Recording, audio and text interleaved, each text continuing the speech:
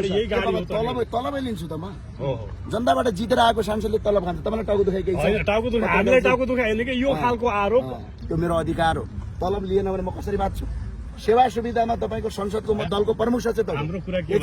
एकै मिनेट म सुन्दैन तपाईको कुरा तपाईले बाहेक काम गर्नु युवा सांसद हुनुहुन्छ जो समापत्ति युवा हो बुझ्नु पर्यो युवा हो तर माओवादी युवा हो समस्या त्यहाँनिर हो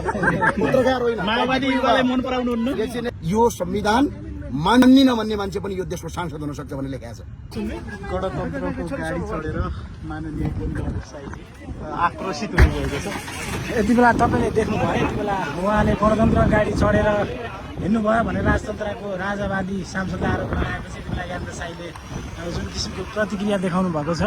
म नेपालको संसद हो र अर्को कुरा दलको प्रमुख सचेतक हो संसदको संघीय तलबै लिन्छु त म जनताबाट जितेर आएको सांसदले तलब खान्छ तपाईलाई टाउको दुखाइ केही छैन हामीलाई टाउको दुखाइ होइन कि यो खालको आरोप गणतन्त्रवादी सांसदहरूले लगाउँछन् तपाईलाई लगाउँछन् त म जितेर आए संसदले हामीले त के छ र मान्ने हामी त रिपोर्टिङ गर्ने तपाईको गर्ने माओवादीको गर्ने एमालेको गर्ने सबैको गर्ने हामी सबैको साझा हो तपाईलाई अप्ठ्यारो मान्नु पर्दैन म संसदबाट जितेरै आएको हजुर तपाईँ हारेर आएको त हामीले भनेको छैनौँ त्यो भावनाले मैले संसदको तलब लिन्छु भने त स्पष्ट तलब लिन्छु त्यो मेरो अधिकार हो तलब लिएन भने म कसरी बाँच्छु भ्रष्टाचार पो गर्न पाएन नि त सेवा सुविधामा तपाईको संसदको म दलको प्रमुख सचेतक हाम्रो कुरा के हो एकै मिनेट म सुन्दैन तपाईको कुरा तपाईले बाहेक काम गर्नु पहिला सुन्नुस् न एकछिन सुन्नुस् हाम्रो यो पृष्ठभूमि नसुनिकन तपाईँ आदेशमा मान्ने सुन्नुस् न पहिला अर्को कुरा म युवा सांसद हुनुहुन्छ जो समापत्ति युवा हो बुझ्नु पर्यो युवा हो तर माओवादी युवा हो समस्या त्यहाँनिर हो पत्रकार होइन माओवादी युवालाई मन पराउनुहुन्न तपाईँ त सुन्नु न पहिला मेरो प्रश्नको त म संसदको सदस्य हो संसदको सदस्य भएपछि मैले तलब पक्कै दालिन्छु गएर तपाईँले मेरो ब्याङ्क स्टेटमेन्ट हेर्न सक्नुहुन्छ मेरो